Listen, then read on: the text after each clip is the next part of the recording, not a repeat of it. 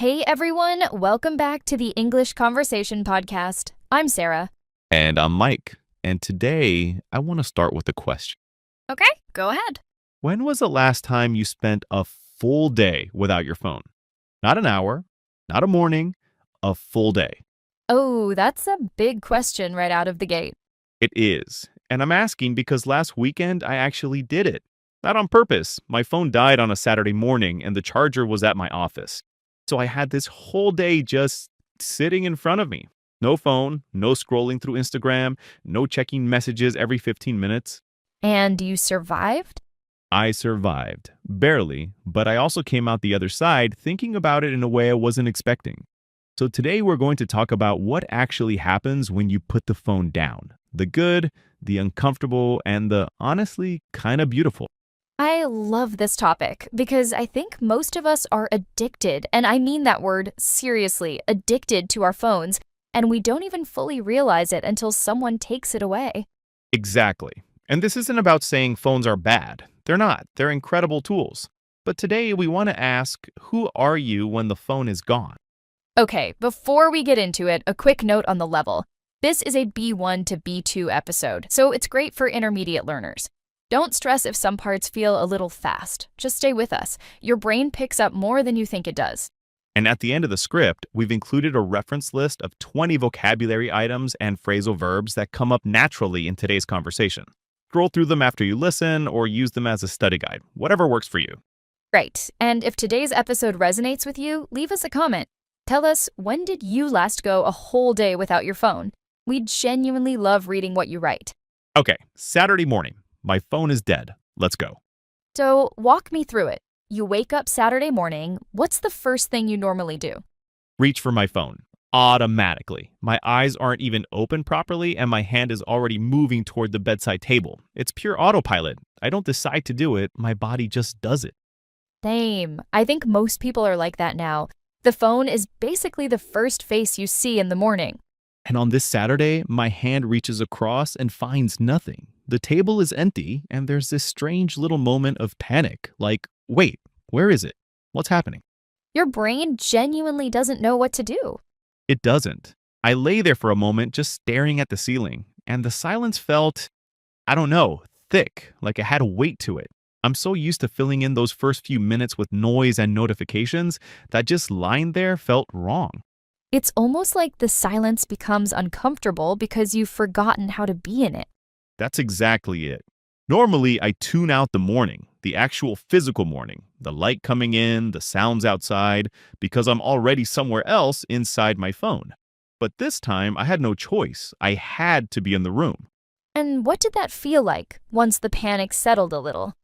Strange at first, and then gradually kind of nice. I heard birds. I noticed the light was really beautiful, this golden early morning light on the wall. I lay there for maybe 20 minutes, just actually waking up instead of immediately switching my brain into online mode. You were present. I was present, which sounds like such a simple thing, but when was the last time you were genuinely present in the first 20 minutes of your day without checking anything? Honestly, I can't remember. Me neither. And then I got up and made coffee. And here's where the first urge hit me properly. The urge to pick up the phone? The urge to pick it up while the kettle was boiling, because that's what I do. The kettle goes on, the phone comes out. 3 minutes of waiting becomes 3 minutes of scrolling through something completely meaningless. And this time I couldn't, so I just stood there. And I looked out the window.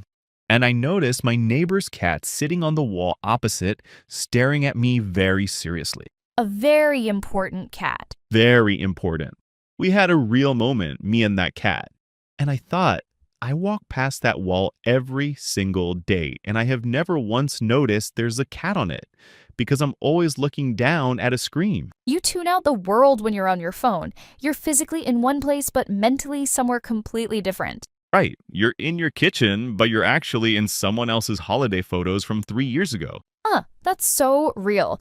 Okay, so the morning carries on, no phone, you and the cat and the golden light. Does the restlessness kick in? It does, around mid-morning. I sat down to read a book, which I told myself I've been meaning to do for months, and I couldn't concentrate, not properly. I kept getting this itch, this restless, fidgety urge to check something.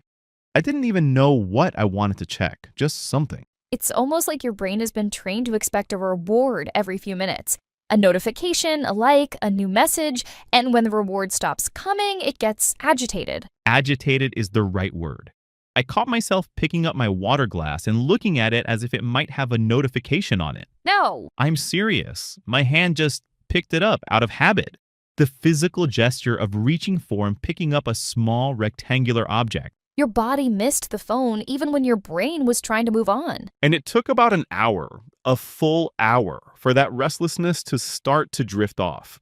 And when it did, something shifted. Okay, so by the afternoon, the restlessness has started to drift off. Then what? I got into the book properly, like really got into it. And I realized I hadn't read like that, completely absorbed, losing track of time, and probably 2 years. Because normally you'd zone out after 20 minutes and reach for your phone. Every time, every single time. I'd read a page, my brain would say, give me something faster and more stimulating, and the phone would be right there offering exactly that. So I'd pick it up for just a second, and the next thing I know, it's been 40 minutes and I haven't turned a page. The phone always wins that battle. Always. But this afternoon, the phone wasn't available to win, so my brain had to carry on with the book. And after that initial resistance, it gave in, and then it genuinely loved it. Your brain remembered how to read. My brain remembered how to read. It sounds dramatic, but it felt a bit like that. Like finding a muscle you'd forgotten you had. I want to talk about something you said there, just a second, because I think that phrase is doing a lot of damage in our lives. Say more. You know how it goes. You're doing something, cooking, talking to someone, reading, working, and you think, I'll just check one thing, just a second. And the just a second cuts off whatever you were doing. It doesn't just steal the time you're on the phone, it breaks the whole flow of what came before. The recovery time. It takes a while to get back into what you were doing. Exactly. So you lose the just a second on the phone, and then you lose another 5 minutes trying to get back to where your head was. And that happens 20, 30 times a day. It adds up to something really significant, not just in time, but in how deeply you can actually engage with anything. And we've just accepted it. We've normalized this completely fractured way of paying attention. Until something forces you to switch off and you realize, oh, this is what focus actually feels like. Yes, that's the thing. You don't know what you've been missing because the state you're comparing it to is also a phone-distracted state. You've forgotten the baseline. The baseline of just being a person doing one thing at a time. Okay, so the afternoon. Book, focus, rediscovered brain. What about the social side of things? Because I think that's where it gets really interesting. Great timing, because mid-afternoon, my friend called me on my landline. Yes, I have a landline. I'm an old soul. And we ended up talking for an hour and a half. An hour and a half? An hour and a half of actual talking. And I realized we never do that. We text, we send voice notes, we react to each other's stories with little emoji. But we almost never just talk, like really talk, for a long time. Because it feels like too much of a commitment when you're used to dipping in and out of conversations on your phone. Right. A long phone call feels almost old-fashioned now. But it was so good. We caught up properly. He told me things that would never fit in a text message. I told him things I'd been carrying around for weeks. Because you had the time and the space and there was nothing else competing for your attention. Nothing. I wasn't scrolling to anything while we talked. I wasn't half present. I was just there, checking in with my friend properly. That phrase, half present, is something I think about a lot because I do that with the people in my life constantly. I'm in the same room, but I'm not fully there. And the people around you can feel it. They might not say anything, but they feel it. They do, and over time, it changes the quality of your relationships. It does, which is a hard thing to sit with. Let's talk about the evening, because I think evenings are where a lot of us are most dependent on our phones.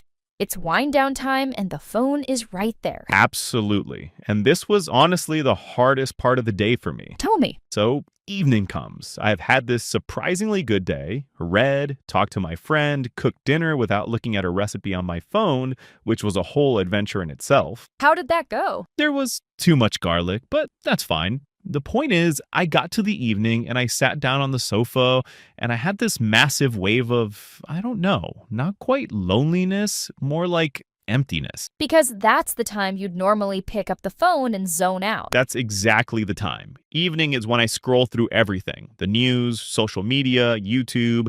I can easily lose 2 hours that way. And suddenly, there was just a sofa, a room, silence. And what did you do with it? I was restless for a while. I moved around, made some tea, looked out the window again, and then I did something I genuinely haven't done in years. I called my mom, not for any reason, just to talk. Oh, that's lovely. And we talked for nearly 2 hours. She told me about her week. I told her about my accidental phone-free day, and she thought it was hilarious. We laughed a lot. And when I hung up, I felt full, like I had actually done something with my evening instead of just letting it dissolve into scrolling. That word dissolve is so good for what happens. Hours just dissolve into the phone. And you don't even feel them go. You look up and it's midnight, and you've been sitting in the same position for 3 hours, and you don't really know what you watched or read or why. Completely zoned out. Completely zoned out on autopilot. And the weird thing is, it doesn't even feel good while it's happening. Not really. It feels more like a compulsion than a pleasure. That's the difference between genuine rest and just switching off your brain. Yes, and I think a lot of us use our phones in the evening as a way to switch off. We tell ourselves we're relaxing, but scrolling is not the same as resting. Your brain is still processing, still stimulated, still working. Real rest is boredom. Real rest is silence. Real rest is lying there and letting your thoughts drift off slowly. Which feels unbearable at first because we become so uncomfortable with doing nothing. We've cut ourselves off from our own thoughts. That's a strong way to put it. But it's true, isn't it? We used to have all this time that was just unstructured, walking somewhere, waiting for something, lying in bed before sleep, and that was time when you'd think, properly think, daydream, process the day. And now every single one of those moments is filled with the phone. So our thoughts never fully form. We're always reaching for something before the idea completes itself. That is exactly what it felt like this evening, letting thoughts actually complete. One thought led to another, which led to a memory, which led to something I'd been meaning to figure out.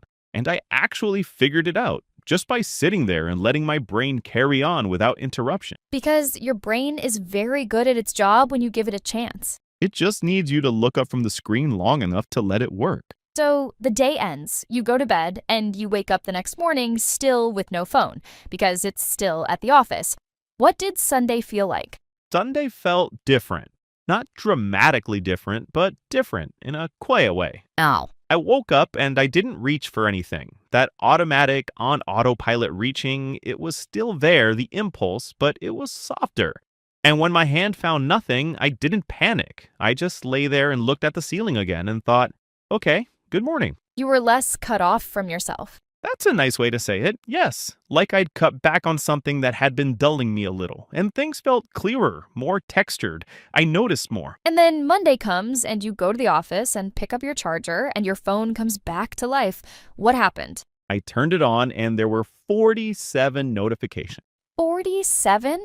47. And you know what? Almost none of them mattered. A few messages from friends, those I was happy to see, but the rest of it, all the alerts and updates and breaking news and app notifications, I just felt this wave of exhaustion looking at it. Because you'd been away from it and you could suddenly see it clearly. Right. When you're in it every day, it just feels normal. But coming back to it after a break, you see how much noise it generates, how much of your attention it's trying to grab at every single moment. It's fighting for your attention constantly.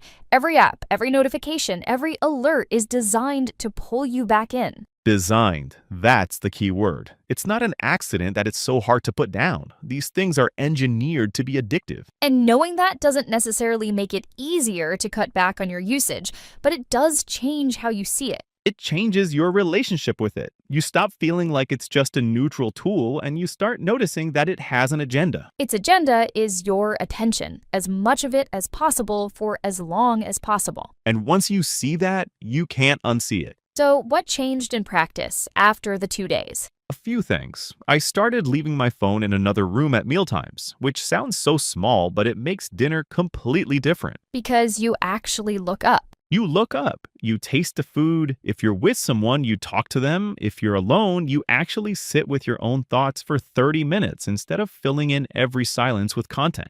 I've been trying to do that too. No phone at the table.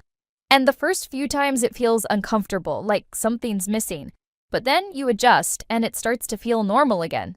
And then the phone at the table version starts to feel strange. You start to notice it in restaurants. Couples sitting opposite each other and both looking at their phones. Families where nobody's talking. And you think, oh, that was me. That's been me for years. And you can't judge them because you understand it completely. Completely. It's not laziness or rudeness. It's just that that's where we are. That's the habit. And habits can be changed, but you have to actually want to change them. Which means you have to first notice them. And that's what a day without your phone does. It forces you to notice. It holds up a mirror. I want to zoom out for a second because we've been talking about Mike's personal experience, and I think it connects to something bigger. Go on. We talk a lot about mental health these days. Anxiety, stress, feeling overwhelmed, not sleeping well. And I'm not saying phones cause all of that, but I do think there's something worth looking at in the relationship between constant connectivity and how we feel inside. I think about this a lot because I don't think I'm unhappy, but when I'm honest with myself, there's a kind of low-level agitation that's just always there. Background buzz of restlessness that I've come to think of as normal. And when you were away from your phone for 2 days, It quieted. Not completely, but noticeably. The buzz went down, and I slept better those 2 nights than I had in months. because you weren't filling your brain with information right up until the moment you closed your eyes. And you need time to wind down before sleep. Real time, not scrolling in bed, which your brain interprets as stimulation. Actual quiet, darkness, space to drift off naturally. Our grandparents didn't have this problem. They had other problems, but not this one. They'd wind down, read maybe, and sleep. Their brains weren't being handed an infinite feed of content at 10 p.m. And I think there's something in that. Not that we should go back to some idealized past, but that we should be a bit more intentional about protecting the quiet in our lives. Intentional. That became the word for me after this experience. I don't want to get rid of my phone. I use it for so many good things. But I want to use it intentionally, on my terms, when I choose to. Not just on autopilot, not just because it's there. Not just because it's there is the thing. Most of the time, we're not even choosing to be on our phones. The phone is just in our hands and we're on it. Before you've made any conscious decision at all. So the practice is making the decision, actually deciding I'm going to look at this now, and I'm going to put it down now, instead of just drifting in and out of it all day. Catching yourself before you reach for it. Asking, do I actually want to check this right now? Or am I just uncomfortable and looking for a way to fill in the discomfort? Because most of the time, it's the second one. Most of the time, it's the second one. And that discomfort, that small, restless urge to check something, if you just let it sit for a minute, it passes. You don't have to act on every urge. That's actually a really useful idea beyond phones. Most urges pass if you don't immediately act on them. Right. The urge to check your phone, the urge to eat something you don't really want, the urge to say something in an argument that you'll regret. Let it sit. See if it passes. Okay, that got very philosophical. I was without a phone for 2 days. I had time to think. Fair. All right, before we wrap up, let's make this practical. If someone listening wants to try something like this, what would you suggest? Because put your phone down for a full day might feel too overwhelming as a starting point. Completely, and I wouldn't even recommend starting there. The reason my 2 days worked is because I was forced into it. If I planned it, I probably would have cheated. So start smaller. Start with one meal. Just one meal a day. Phone in another room. See what that feels like. Notice if it's uncomfortable. Notice what you do with your hands. Notice whether the conversation at the table or the silence, if you're alone, changes. That's a good one. What else? The first 30 minutes of the morning. Don't pick up your phone for the first 30 minutes after you wake up. This one is hard, but those 30 minutes set the tone for the whole day. If the first thing you do is scroll through bad news and other people's highlight reels, you carry that into your morning. Versus just being in your morning, making your coffee, looking at the cat. Looking at the cat, exactly.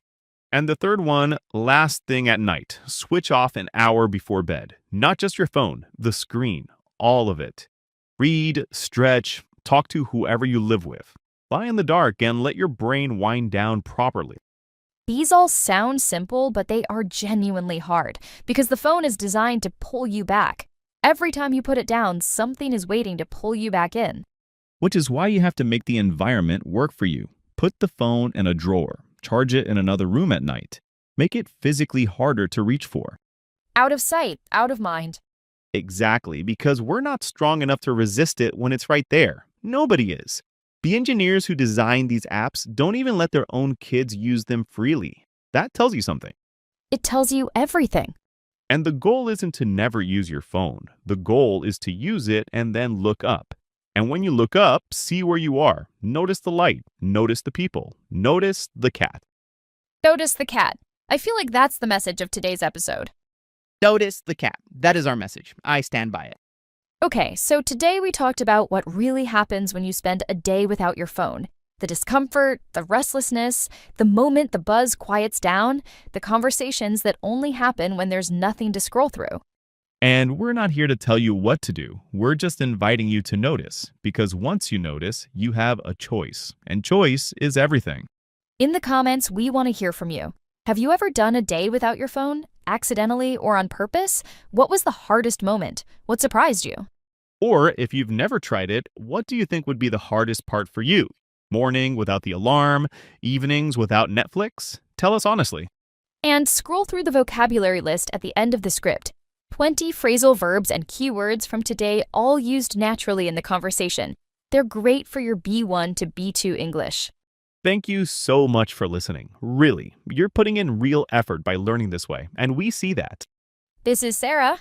And this is Mike. And you're listening to the English Conversation Podcast. See you next time.